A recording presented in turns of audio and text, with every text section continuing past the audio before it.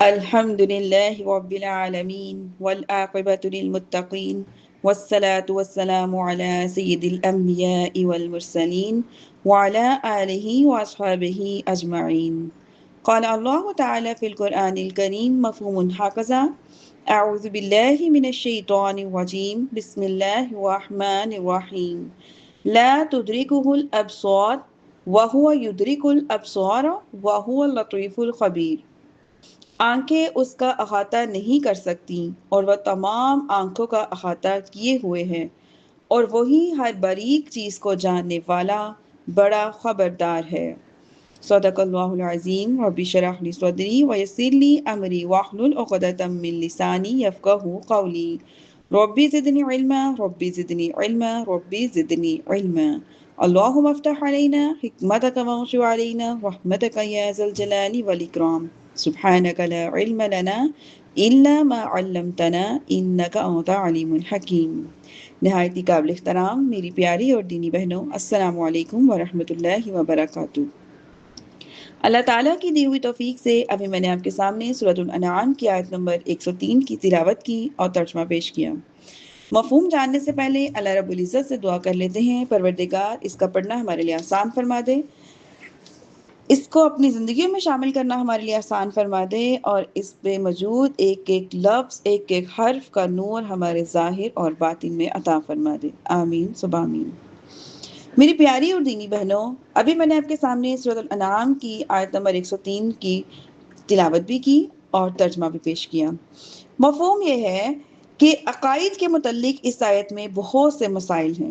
کیا ہے کہ اہل سنت کا عقیدہ یہ ہے کہ مومنوں کو آخرت میں اللہ تعالیٰ کا دیدار ہوگا۔ اہل سنت کا یہ عقیدہ قرآن، حدیث اور اجماع صحابہ اور اکابرین بزرگان دین کے کثیر دلائل سے ثابت ہوا ہے۔ دیدار الہی کے قرآن پاک سے 3 دلائل ہیں۔ ایک، سورۃ القیامہ میں کیا فرمایا گیا؟ وجوہ یومئذ ناظرہ الی ربها ناظرہ، کچھ چہرے اس دن تر و تازہ ہوں گے، اپنے رب کو دیکھتے ہوں گے۔ ایک اور جگہ اللہ نے سورۃ یونس میں ارشاد فرمایا للذین احسنوا الحسنی وزیادہ، بھلائی والوں کے لیے بھلائی ہے اور اس سے بھی زائد۔ اب یہ جو احادیث ہیں، بہت سی احادیث ہیں جو یہ ثابت کرتی ہیں کہ اس آیت میں زیادت سے دیدار الہی مراد ہے۔ حضرت موسیٰ رضی اللہ تعالیٰ علیہ الصلوۃ والسلام نے اللہ عز و جل کی بارگاہ میں عرض کیا ربی ارینی انظر الیک، اے میرے رب مجھے اپنا دیدار دکھا کہ میں تجھے دیکھوں۔ اس پر انہیں جواب ملا نو ترانی، کہ تو مجھے ہرگز نہیں دیکھ سکے گا۔ اس آیت مبارکہ میں اللہ تعالیٰ نے یہ نہیں فرمایا کہ میرا دیدار ناممکن ہے، کیونکہ حضرت موسیٰ علیہ السلام عارف باللہ ہیں۔ اگر دیدار الہی ممکن نہ ہوتا تو آپ ہرگز ایسا سوال نہ فرماتے۔ اس سے یہ بات ثابت ہوتی ہے کہ اللہ تعالیٰ کا دیدار ممکن ہے۔ اس میں بہت سی احادیث بھی ہیں، جیسا مسلم شریف کی حدیث میں ہے کہ جنتیوں کے جنت میں داخل ہونے کے بعد اللہ رب العزت فرمائے گا کیا تم چاہتے ہو کہ تم پر اور زیادہ عنایت کروں؟ واٹس کریں گی یا رب عز و جل، کیا تو نے ہمارے چہرے سفید نہیں کیے؟ کیا تو نے ہمیں جنت میں داخل نہیں فرمایا؟ کیا تو نے ہمیں دوزخ سے نجات نہیں دی؟ رسول اللہ صلی اللہ علیہ وآلہ وسلم نے فرمایا پھر پردہ اٹھا دیا جائے گا تو دیدار الہی انہیں ہر نعمت سے زیادہ پیارا ہوگا۔ سبحان اللہ۔ حضرت جریر بن عبداللہ رضی اللہ تعالیٰ عنہ فرماتے ہیں ہم سرور کائنات صلی اللہ علیہ وآلہ وسلم کی بارگاہ میں حاضر تھے کہ رات کے وقت آپ صلی اللہ علیہ وآلہ وسلم نے چاند کی طرف دیکھ کر فرمایا ان قریب تم اپنے رب عز و جل کو دیکھو گے جیسے اس چاند کو دیکھتے ہو، اور اسے دیکھنے میں کوئی دقت محسوس نہ کرو گے۔ حضرت ابو ہریرہ رضی اللہ عنہ سے روایت ہے صحابہ کرام رضی اللہ تعالیٰ عنہ نے عرض کیا یا رسول اللہ صلی اللہ علیہ وآلہ وسلم کیا ہم قیامت کے دن اپنے رب عز و جل کو دیکھیں گے؟ ارشاد فرمایا گیا کیا دوپہر کے وقت جب بادل نہ ہو تو سورج کو دیکھنے میں تمہیں کوئی تکلیف ہوتی ہے؟ عرض کی نہیں۔ ارشاد فرمایا 14ویں رات کو جب بادل نہ ہو تو کیا تمہیں چاند کو دیکھنے میں کوئی تکلیف ہوتی ہے؟ صحابہ کرام رضی اللہ تعالیٰ نے عرض کیا ہے نہیں۔ ارشاد فرمایا اس ذات کی قسم جس کے قبضے قدرت میں میری جان ہے، تمہیں اپنے رب عز و جل کو دیکھنے میں صرف اتنی تکلیف ہوگی جتنی تکلیف تم کو سورج یا چاند دیکھنے میں ہوتی ہے۔ تو میری پیاری اور دینی بہنوں، ان دلائل سے یہ بات ثابت ہوتی ہے کہ آخرت میں مومنین کے لیے دیدار الہی شرع سے ثابت ہے، اور اس کا انکار جو کرے وہ گمراہی میں ہے۔ گمراہ لوگ اس آیت کے ذریعے اللہ عز و جل کے دیدار کا انکار کرتے ہیں۔ یہاں آیت کا مفہوم بیان کرتے ہیں، اس سے سارا معاملہ واضح ہو گیا ہے۔ آیت کے مفہوم کو کافی آسان کیا گیا ہے، لیکن پھر بھی اسے مکمل طور پر جو ہے وہ اکابرین ہی سمجھ سکتے ہیں۔ عوام کی خدمت میں یہی ہے کہ اوپر تک جو بھی بیان میں نے آپ کے سامنے رکھا وہ ہمارے لیے کافی ہے۔ اس کے بعد ہم مزید جتنی بحث کریں گے اتنا، کیونکہ ہمارے پاس زیادہ جواب نہیں ہوں گے تو مشکل ہو جائے گی۔ یہاں پہ فرمایا گیا لا تدرکہ الابصار، ادراک لفظ ہے تدرکہ، ادراک کے معنی ہے دیکھی جانے والی چیز، کہ تمام طرفوں اور حدوں پر واقف ہونا کہ یہ چیز فلاں جگہ سے شروع ہو کر فلاں جگہ پہ ختم ہوئی ہے۔ جیسے انسان کو ہم کہیں کہ سر سے شروع ہو کر پاؤں پر ختم ہوتا ہے، اور اسی کو احاطہ یعنی گھیراؤ کیا ہوا کہتے ہیں۔ ادراک کی تفسیر بھی یہی ہے۔ حضرت سعید بن مسیب اور عبداللہ بن عباس رضی اللہ تعالیٰ عنہما سے منقول ہے، اور مشہور جو مفسرین ہیں وہ ادراک کی تفسیر سے احاطہ سے مراد لیتے ہیں، اور احاطہ اسی چیز کا ہو سکتا ہے جس کی حدیں بھی ہوں، یعنی ایک چیز ایک سائڈ سے سٹارٹ ہو کے دوسری سائڈ پہ ختم بھی ہو، اور حجتیں بھی ہوں۔ اللہ تعالیٰ کے لیے حد اور حجت محال ہے، تو اس کا ادراک اور احاطہ بھی ممکن نہیں ہے۔ یہی اہل سنت کا مذہب بھی ہے۔ خارجی اور معتزلہ وغیرہ گمراہ فرقوں ادراک اور ربویت میں فرق نہیں کرتے، اس لیے وہ اس گمراہی میں مبتلا ہو گئے ہیں کہ انہوں نے دیدار الہی کو محال عقلی قرار دے دیا ہے۔ حالانکہ اگر یہ کہا جائے کہ اللہ عز و جل کو دیکھا نہیں جا سکتا تو اس سے یہ لازم آتا ہے کہ اللہ عز و جل کو جانا بھی نہیں جا سکتا۔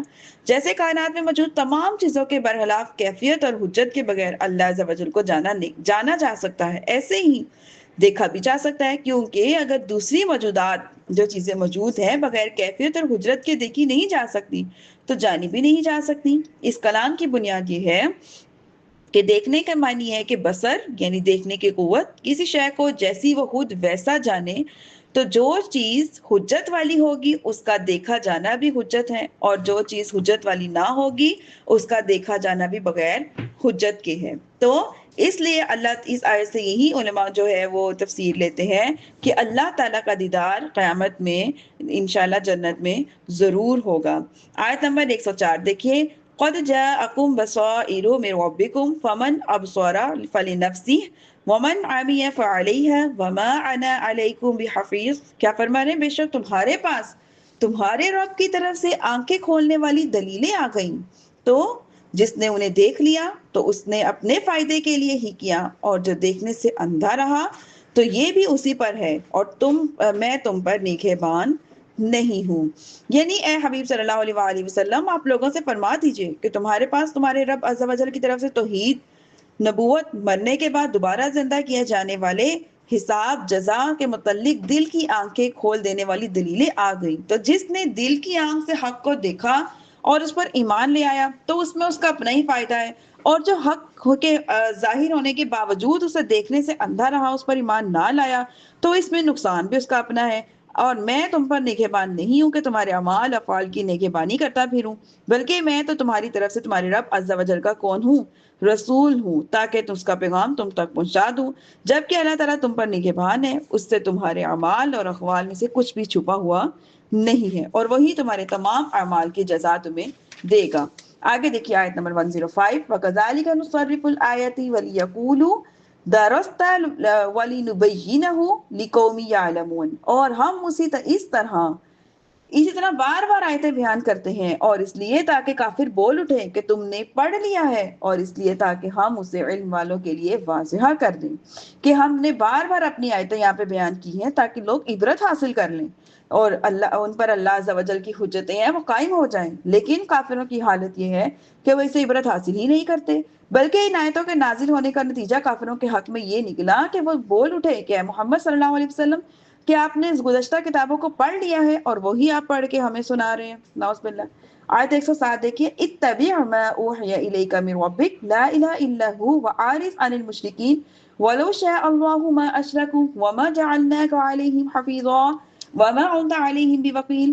تم اس وحی کی پیروی کرو جو تمہاری طرف تمہارے رب کی طرف سے بھیجی گئی ہے، اس کے سوا کوئی معبود نہیں، اور مشرکوں سے منہ پھیر لو، اور اگر اللہ چاہتا تو وہ شرک نہ کرتے اور ہم نے تمہیں ان پر نگہبان نہیں بنایا اور نہ آپ ان پر نگہبان ہیں کہ سلطان دو جہاں صلی اللہ علیہ وآلہ وسلم سے فرمایا گیا کہ آپ اس وحی کی پیروی کرو جو آپ کی طرف تمہارے رب کی طرف سے بھیجی گئی ہے اور کفار کی بےہودہ گوئیوں سے کی طرف التفات نہ کرو، یعنی ان کی کوئی بھی پرواہ نہ کریں۔ اس میں نبی کریم صلی اللہ علیہ وآلہ وسلم کی تسکین خاطر ہے کہ آپ صلی اللہ علیہ وسلم کفار کی یا وہ جو ان کی بدگوئیوں کی وجہ سے رنجیدہ نہ ہو، یہ ان کی بد نصیبی ہے کہ وہ ایسی واضح دلیلوں سے فائدہ بھی نہیں اٹھا سکے۔ 108 دیکھیے، وَلَا تَسُبُّوا الَّذِينَ يَدْعُونَ مِن دُونِ اللَّهِ فَيَسُبُّوا اللَّهَ عَدُوًّا بِغَيْرِ عِلْمٍ كَذَلِكَ زَيَّنَّا لِكُلِّ أُمَّةٍ عَمَلَهُمْ ثُمَّ إِلَى رَبِّهِمْ مَرْجِعُهُمْ فَيُنَبِّئُهُم بِمَا كَانُوا يَعْمَلُونَ۔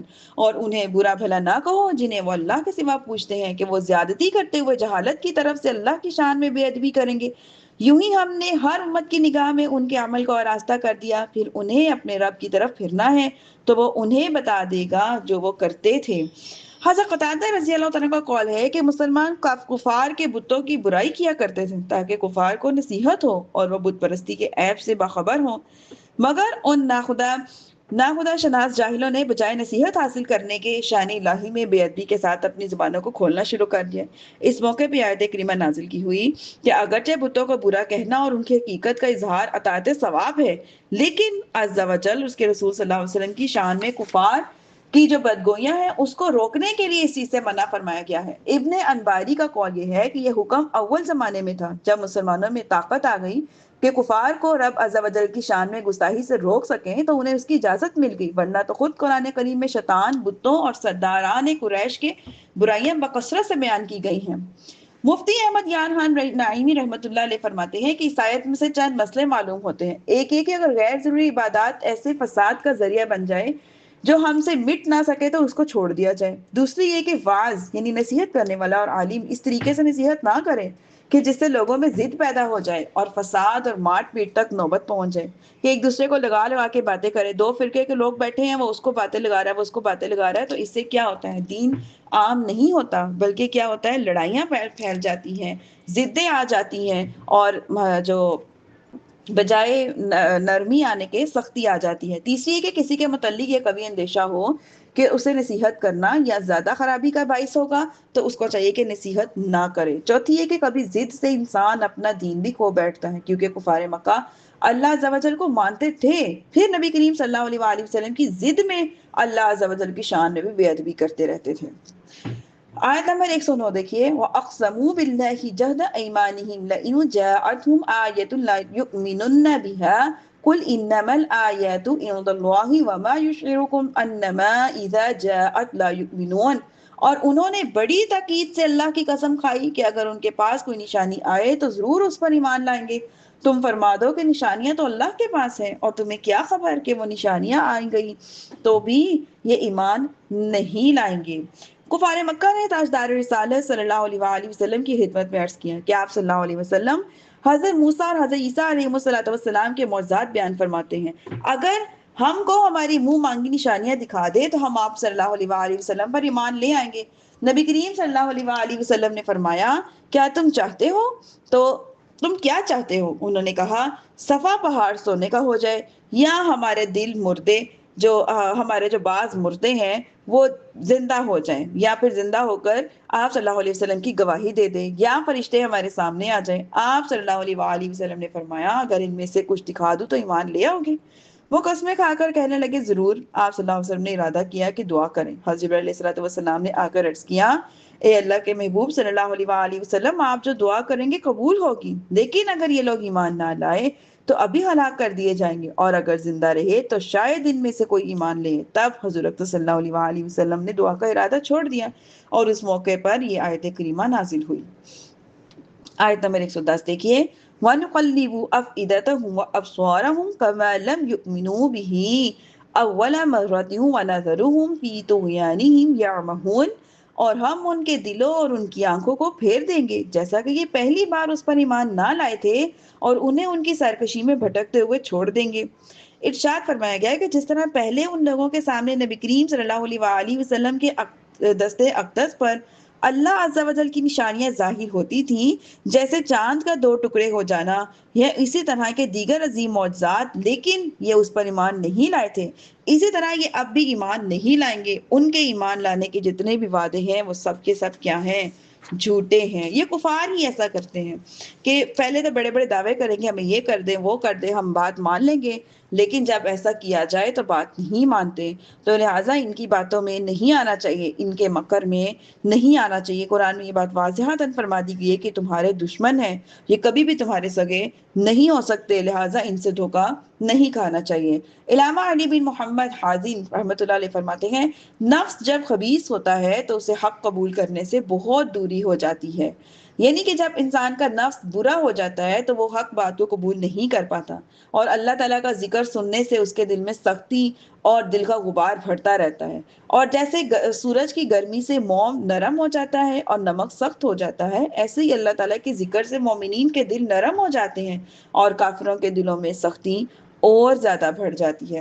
حضرت عبداللہ بن عمر رضی اللہ تعالیٰ عنہما سے روایت ہے کہ حضور صلی اللہ علیہ وآلہ وسلم نے ارشاد فرمایا، اللہ تعالیٰ کے ذکر کے سوا زیادہ گفتگو نہ کیا کرو، کیونکہ اللہ تعالیٰ کے ذکر کے علاوہ زیادہ گفتگو دل کی سختی ہے، اور لوگوں میں اللہ تعالیٰ سے زیادہ دور وہ ہوتا ہے جس کا دل سخت ہو۔ اللہ پاک ہم سب کے دلوں کو اپنے نور سے منور فرمائے اور ہمارے دلوں کو نرم فرمائے۔ الحمدللہ سورۃ الانعام ہماری مکمل ہوئی۔ وما علیہ الا البلاغ المبین۔ اللہ پاک ہم سب کو کہنے اور سننے سے زیادہ عمل کی توفیق عطا فرمائے۔